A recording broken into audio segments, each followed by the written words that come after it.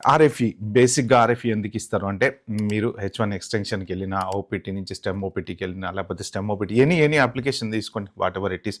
యూఎస్‌సీఏఎస్ వాళ్ళకి ఎటువంటి డౌట్ ఏదైనా వచ్చినప్పుడు ఆర్ఎఫ్ఈ పంపిస్తారనమాట.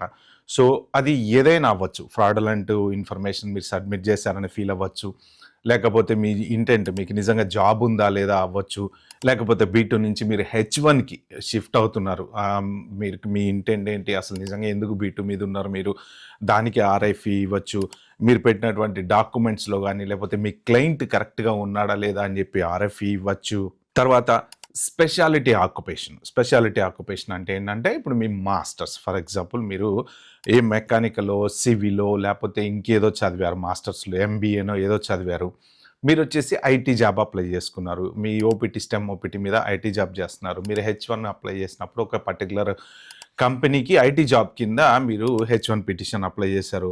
అప్పుడు మీకు పంపించొచ్చు అనమాట. ఇప్పుడు నేను కాదు మొన్న పెట్టినటువంటి ఒక వీడియోలో చెప్పాను కదా! ఒకతనికి ఆర్ఎఫ్ఈ వచ్చిందని చెప్పి.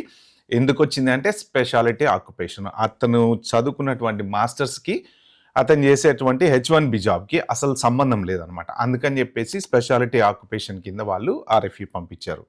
అలాగా ఆర్ఎఫ్ఈ రావచ్చు. ఎంప్లాయీ రిలేషన్‌షిప్ కింద ఆర్ఎఫ్ఈ రావచ్చు. సో, వాళ్ళకి ఎటువంటి డౌట్ వచ్చినా గానీ ఆర్ఎఫ్ఈ అనేది పంపిస్తారనమాట. అయితే ఫస్ట్ ఇండియాలో ఉన్నటువంటి వాళ్ళు 2025లో హెచ్1 అప్లై చేసినటువంటి వాళ్ళు, మా పిటిషన్ ఏమైందో తెలియదు, ఇంత మటికి మాకు రిప్లై లేదు అని దగ్గర ఒక 10 నుంచి 15 మంది మన కామెంట్స్‌లలో వాటిల్లో పెడుతున్నారు. సో, మోస్ట్ ప్రాబబ్లీ మీరు అప్లై చేసిన పిటిషన్ స్టిల్ అండర్ ప్రాసెసింగ్‌లో ఉండొచ్చు. యూఎస్‌సీఏఎస్ వాళ్ళు చెక్ చేస్తుండొచ్చు. బ్యాక్‌గ్రౌండ్ చెక్ చేస్తూ ఉండొచ్చు. లేదు అంటే ఆర్ఎఫ్ఈ పంపించుండొచ్చు.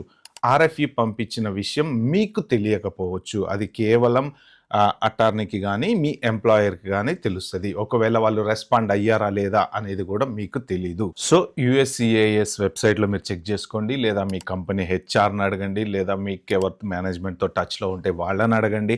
వాళ్ళు రెస్పాండ్ అయ్యారా లేదా అడిగి తెలుసుకోండి. అందుకని ఒకవేళ వాళ్ళు కనుక ఆర్ఎఫ్ఈకి రెస్పాండ్ అవ్వకపోతే మీ పిటిషన్ డినయల్ అయ్యే ఛాన్స్ ఉంటుందన్నమాట.